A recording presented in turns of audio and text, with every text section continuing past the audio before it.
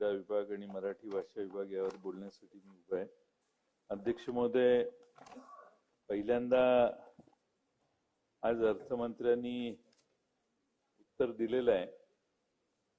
मी 24-25 वर्षाचे काही आकडेवारी सभागृहाच्या कानावर घालतो. अध्यक्ष महोदय, ही सरकारी सिस्टीम मधली आकडेवारी आहे, माझी स्वतःची नाही आहे. आपण 24-25 साली 8,23,344 कोटीचं बजेट सादर केलं. त्यामध्ये अध्यक्ष महोदय त्याच्या 62% आपले इयरली रिलीज झालं, म्हणजे 5,14,813 मार्च पर्यंत रिलीज झाले. हे सगळ्या म्हणजे पब्लिक अकाउंट्स सगळेच पैसे याचे आहेत. त्यातल्या स्कीमवर किती पैसे खर्च झाले? स्कीमवर खर्च झाले ते 3,44,000 कोटी. आणि अध्यक्ष महोदय, याच्यामध्ये कमिटेड एक्सपेंडिचर जो आपल्याला करणंच क्रमप्राप्त आहे असा 4,79,000 कोटी रुपये खर्च आहे. अध्यक्ष महोदय, आज जे पुरवणी मागण्या ज्याच्या अनुदानाच्या विषयवार मागण्या ज्या आहेत त्यामध्ये सामान्य प्रशासन हा विभाग जर घेतला तर अध्यक्ष महोदय जनरल ऍडमिनिस्ट्रेशन मध्ये बजेटेड अमाऊंट 2,909 कोटी रुपये. अध्यक्ष महोदय, याच्यामध्ये एफडी कडून रिलीज झाली 969 कोटी रुपये. अध्यक्ष महोदय, मार्च महिन्यात रिलीज किती झाली तर अध्यक्ष महोदय 1,948,000 रुपये. दुसरी रिसिव्ड झाली डिपार्टमेंटला 1,948 करोड हे डिस्ट्रीब्युटेड झाले. एकंदर अध्यक्ष महोदय एप्रिल पासून मार्च पर्यंत एका वर्षात जनरल ऍडमिनिस्ट्रेशन मध्ये बजेटेड अमाऊंट पेक्षा 28% पैसे फक्त खर्च झाले. 28%. अध्यक्ष महोदय, महसूल आणि वन विभागाची केस घेतली. दोन्ही सन्माननीय मंत्री महोदय नाही आहेत. अध्यक्ष महोदय, त्यांच्या बाबतीत देखील 23-24 मागच्या वर्षीचा अर्थसंकल्पाचे रिलीज सांगतोय 30.8% रिलीज झाले. तुमचं खातं कुठलं आहे? तुमच्याकडं जल अर्ध आहे जलसंपदा, त्यामुळे जलसंपदाचं एकत्रित वाचतो पाहिजे तर स्कूल एज्युकेशनचं सांगतो. स्कूल एज्युकेशनचे एकंदर रिलीज जे स्कीमवरचे एक्सपेंडिचर रिपोर्ट स्कीमचं आहे त्यात अध्यक्ष महोदय बजेटेड 7,113 कोटी रुपये. आणि अध्यक्ष महोदय रिलीज अमाऊंट जर बघितल्या तर फक्त 35.1. मी सगळ्या वाचू शकतो पण वेळ फार जाईल. 35%. अध्यक्ष महोदय, या ठिकाणी आपण आज ज्याची चर्चा करतोय त्या मराठी भाषेची चर्चा. त्यात मराठी भाषेला 35% स्कीमवरच्या 35% रिलीज आहे. अध्यक्ष महोदय, एकंदर स्कीमवर 3,44,000 कोटी रुपये बजेटेड होते. 2,28,000 अप टू मार्च अवेलेबल झाले ते डिपार्टमेंटला. एक्झॅक्ट रिलीज 54% आहे. अध्यक्ष महोदय, सभागृहासमोर बजेट आपण मांडायचं आणि रिलीज मात्र प्रचंड कमी करायच्या. अध्यक्ष महोदय, हे मग बजेटला काही अर्थच नाही. म्हणजे 54% म्हणजे 50%च बजेट खरं म्हणायचं असा त्याचा अर्थ झाला. स्कीम मध्ये टोटल 34% जर आमची रिलीज त्या स्कीमवर झालेले असतील तर अध्यक्ष महोदय प्रश्न या सभागृहातल्या सगळ्या सदस्यांना पडला पाहिजे की आपण कशावर बजेटला मंजुरी देतो.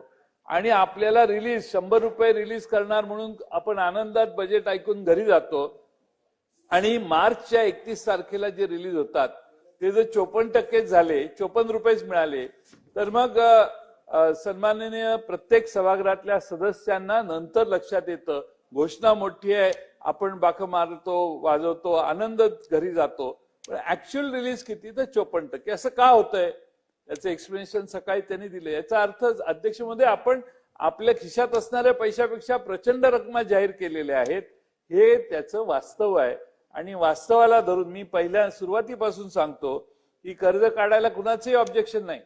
आपण आता 19% गेलोय ग्रॉस जीएसटीपीच्या, याच्याबद्दल मी ऑब्जेक्शन नाही घेत. तुम्ही 30%पर्यंत जावा, 25%पर्यंत जावा, पण जसं आपण पुढे जातो तसं प्रायोरिटी सेक्टरवर परिणाम होतो. आज या ठिकाणी कृषी, पशुसंवर्धन, दुग्ध व्यवसाय आहे, प्रायोरिटी सेक्टर आहे. दुधामध्ये अध्यक्ष महोदय 5 कोटी बजेट दाखवलेलं आहे. 5 रुपये आपण प्रत्येक लिटरला देणार आहे, पण बजेटमध्ये किती तर 5 कोटी रुपये दाखवले.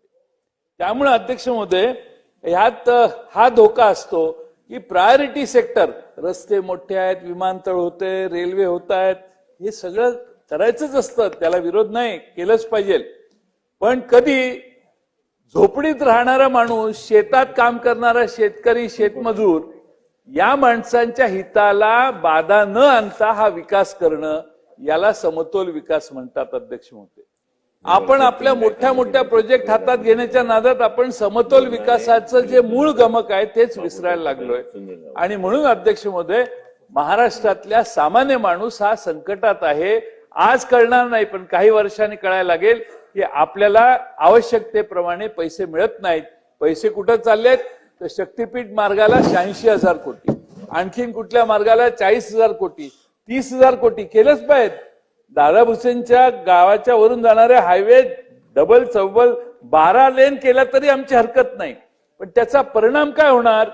त्याचा परिणाम अध्यक्ष महोदय तुमच्या मतदारसंघातल्या झोपडीत राहणाऱ्या माणसाच्या प्रश्नांवर त्याचा परिणाम होणार. आणि त्याचा परिणाम हा म्हणजे हे मला हा पूर्वीचा अनुभव आहे की 95 ते 99 असंच झालं. आणि त्याचा परिणाम हा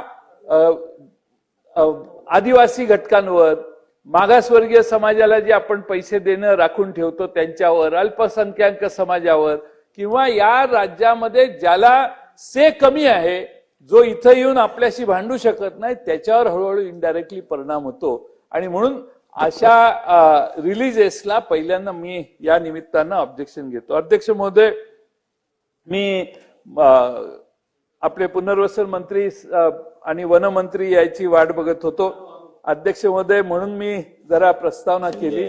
आता मूळ विषयाकडे वळतो. अध्यक्ष महोदय, माझ्या मतदारसंघात वारणा आणि चांदोली प्रकल्पग्रस्त आहेत. आणि अध्यक्ष महोदय गेले 30-40 वर्ष त्यांच्या पुनर्वसनाचा प्रश्न जटिल झालाय, समस्या फार आहेत. मी माननीय मंत्री महोदयांना वेळ मागितलेली आहे, ते देणार आहेत. अध्यक्ष महोदय, प्रश्न काय की त्याला ज्या गावात आपण आणून नेऊन ठेवलेलं आहे की तू इथं तुझं पुनर्वसन करतो, त्याच्या 8 किलोमीटर आसपास जमीन असेल ती त्याला द्यायची आपली कमिटमेंट आहे. पण 8 किलोमीटरच्या आत जर जमीन मिळाली नाही तर मात्र त्याला लांबची जमीन मिळते. तर लांबची जमीन मिळण्यासाठी प्रस्ताव जिल्हाधिकाऱ्यांच्याकडून शासनाकडे पाठवावे लागतात. त्यामुळे ते प्रलंबित राहतात. प्रकल्पग्रस्तांना मंत्रालयात ते काही येऊन त्याचा पाठपुरावा करता येत नाही. त्यामुळं अध्यक्ष महोदय, माझी विनंती आहे की आराखड्याच्या बाहेर जमीन वाटपाचे अधिकार जिल्हाधिकाऱ्यांना देण्याचं काम हे दिलं तर प्रकल्पग्रस्तांचे निर्णय तिथल्या तिथं होतील. आता आमच्या तालुक्यातल्या लोकांना विट्याच्या जवळ जमीन दाखवल्या आहेत, त्यांनी पसंत केल्यात, पण ते 8 किलोमीटरच्या पेक्षा जास्त लांब आहेत. म्हणून त्यांनी सांगून देखील अध्यक्ष महोदय जिल्हाधिकारी त्या मंजूर करू शकत नाहीत. अध्यक्ष महोदय, दुसरा एक विषय आहे तो म्हणजे अध्यक्ष महोदय या ठिकाणी आपण वन विभागाचाच विषय आहे, पण मी मंत्री महोदयांना बैठकीत तो मांडेन. पण अध्यक्ष महोदय त्याचबरोबर महसूल विभागाचा एक शासन निर्णय महसूल विभागाने 14 ऑक्टोबर 2021 ला घेतलेला आहे आणि प्रकल्पग्रस्तांना वाटपाच्या जमिनीचे भोगवटदार वर्ग 1 करताना भोगवटा मूल्याची किंमत ही 12% व्याज आकारणीसह घेतली जाते. अध्यक्ष महोदय, ही काय ते प्रकल्पग्रस्त भरू शकत नाहीत. त्यांचं पुनर्वसन कधी झालंय? 40 वर्षापूर्वी झाले. म्हणजे 40 वर्षापासून भोगवटा मूल्याची किंमत त्यांना ताब्यात द्यायची आहे, जमीन जी आहे ती 12% व्याजासह घेणं हे जरा परवडत नाही त्यांना. गरीब माणसं आहेत ती आजही. त्यांनी स्वतःच्या जमिनी सोडून इथे येऊन राहिलेली आहेत आणि सदरची रक्कम जास्त होत असल्याने संबंधित प्रकल्पग्रस्त सदर रक्कम भरू शकत नाहीत. म्हणून माझी मागणी आहे, पुनर्वसन महसूल विभागाचा निर्णय येतो की शासन निर्णय रद्द करून प्रकल्पग्रस्तांना वाटप केलेली जमिनी सरसकट विनामूल्य भोगवटदारांना वर्ग 1 करण्याचा निर्णय फक्त प्रकल्पग्रस्तांच्यासाठी महसूल विभागाने घ्यावा. अध्यक्ष महोदय, त्याच पद्धतीनं आमच्या उरण इस्लामपूर निनाई नगर वाळवा तालुक्यातील इथं चांदोली अभयारण्यग्रस्त आणि वारणा प्रकल्पग्रस्तांचे 85 व 97 दरम्यान पुनर्वसन करण्यात आले. पुनर्वसन करताना गावठाणाची अंतिम मोजणी न करता व कजाप बाबत कोणतीच कारवाई न करता त्यावेळी प्लॉट वाटप केलेले आहे, हे 85 आणि 97 नंतर. त्यामुळे प्रकल्पग्रस्तांना घरबांधणी करताना कर्ज मंजूर करताना अडचणींना सामोरं जावं लागतं. त्यामुळे अध्यक्ष महोदय, मौजे उरण इस्लामपूर निनाई नगर येथील चांदोली व वारणा प्रकल्पग्रस्तांना प्लॉटचे मोजणी करून नकाशे करून मिळावेत यासाठी महसूल विभागाने पुढाकार घ्यावा आणि त्यासाठी आवश्यक असणारे मोजणीचे खर्च देखील सरकारने करावेत अशी माझी अध्यक्ष महोदय मागणी आहे. मराठी भाषा विभागाचंही मगाशी मी सांगितलं की फार कमी पैसे रिलीज झालेले आहेत. क्रीडा विभागाची तशीच परिस्थिती आहे. शालेय शिक्षण विभागाची देखील मी आपल्याला मगाशी आपण सांगितलं तर आपण बघितलं तर स्कूलसाठी देखील स्कूल एज्युकेशन मध्ये 35% रिलीज आहे. आता 7,113 कोटी आणि रिलीज फ्रॉम एफडी 6,216 कोटी आणि डिपार्टमेंटला रिलीज झाले 3,041 कोटी.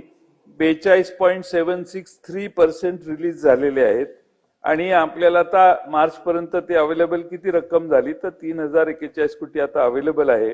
आणि अध्यक्ष महोदय, साधारणपणाने पर्सेंटेज ऑफ रिलीज जे आहे ते बजेटच्या प्रमाणात बघितलं तर 35% पर्यंत होतं. आपण याची माहिती मंत्री महोदय घ्या. परंतु मी अध्यक्ष महोदय एवढाच मुद्दा या ठिकाणी सांगेन की सामान्य प्रशासन हा विभागाची चर्चा आहे.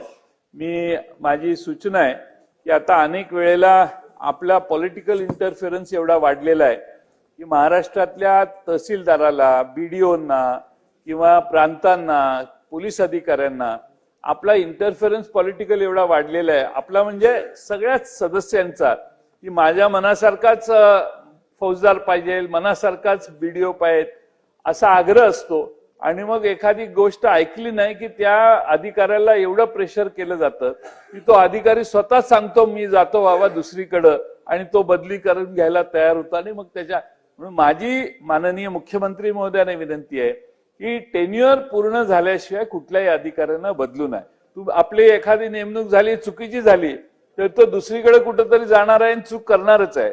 तर तरी त्या अधिकाऱ्याला काही झालं तरी त्याचं टेन्युअर पूर्ण झाल्याशिवाय बदलू नये याची थोडीशी जबाबदारी माननीय मुख्यमंत्री महोदयांनी घ्यावी अशी माझी विनंती आहे. जीएडी त्यांच्याकडे आहे म्हणून. पण तसं होतं. त्यामुळं बऱ्याच ठिकाणी प्रेशर खाली सगळे असल्यामुळं अधिकारी आणि आमचा सगळ्यांचा, म्हणजे मी काय सत्तारूढ पक्षाचंच म्हणतोय, सगळ्यांचाच पॉलिटिकल इंटरफेरन्स छोट्या छोट्या गोष्टीत एवढा वाढलेला आहे की आम्ही निवडून आल्यावर ती जागीरदार आमचीच आहे असं समजून आम्ही सगळ्याच गोष्टी रेटायला लागलोय. त्याला काही मर्यादा जर कुणी एखाद्या अधिकाऱ्याने आणायला सुरुवात केली तर मग आम्ही लगेच त्याला गडचिरोलीला पाठवायची भूमिका घेतो. आणि म्हणून अध्यक्ष महोदय ती काळजी सरकारने घ्यावी. या ठिकाणी मला आपण बोलण्याची संधी दिली याबद्दल आपले धन्यवाद.